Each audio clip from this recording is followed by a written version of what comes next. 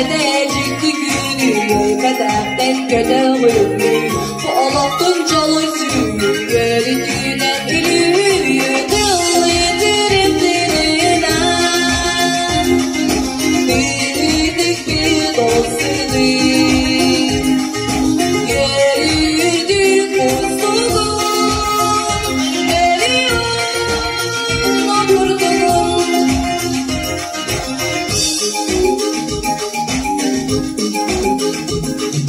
Sevgiler gelse de sürekliler boranlar, süpitlere güzdeler, simsimere gelir.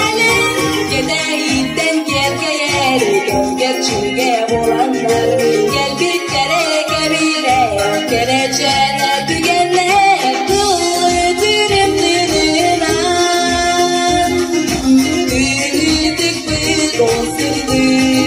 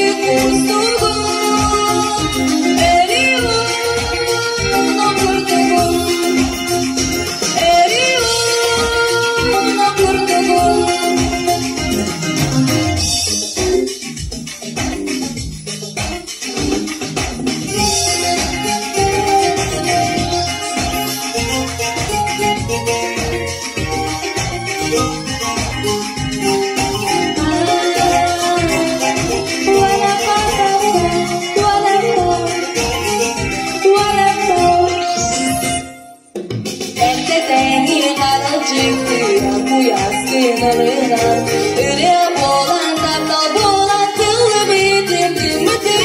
O zamana gelmem Allah'ın bulutları bilinmeden. O çağın kaysan gün Allah'ın